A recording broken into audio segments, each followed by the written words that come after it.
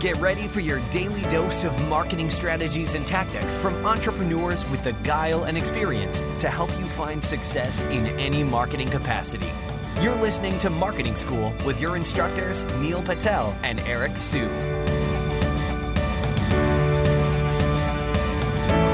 Welcome to another episode of Marketing School. I'm Eric Su. And I'm Neil Patel.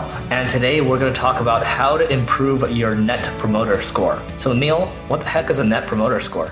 So a Net Promoter Score is another way of finding out how much people love your company or brand. It's just a quick, little survey that asks, what's the basic question in Net Promoter Score? Net Promoter. How likely are you to recommend us to somebody else or another customer? There you go. So it's a scale of, and they'll fill out a 1 through 10 scale.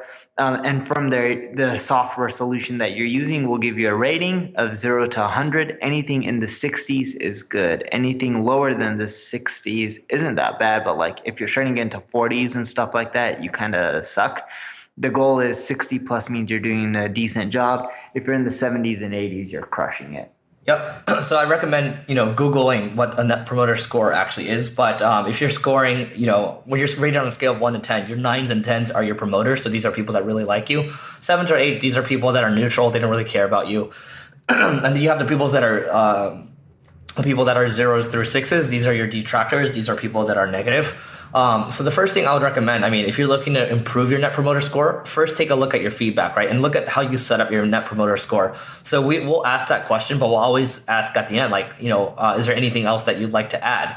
And, in that feedback, they give us specific things on what we should do. So that's your, qualitative feedback, right? The 1 through 10, that's your quantitative feedback. And you do get that score, but, tell us what you're really thinking. Tell us what you think we can improve on.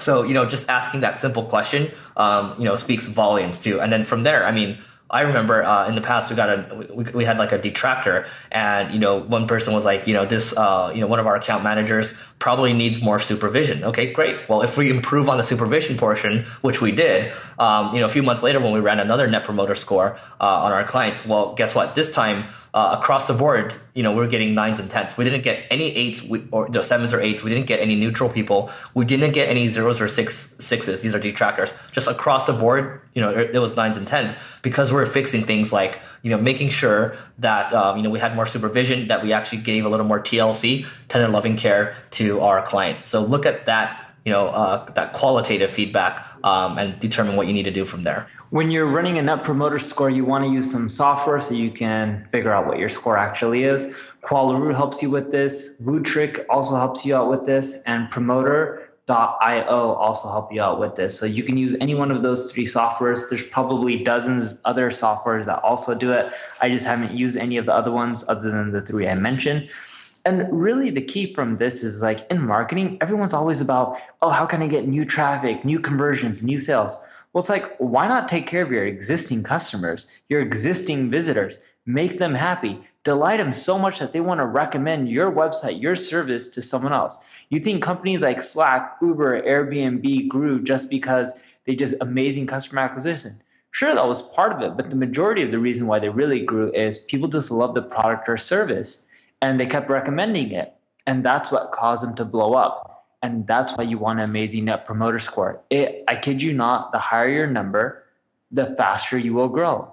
And when you're getting the feedback, as Eric mentioned, that's when you want to continually do iterations and then keep redoing your Net Promoter Score to see, or run it again to continually see if you can improve that number. And if you've improved it, then in time, you'll do quite well.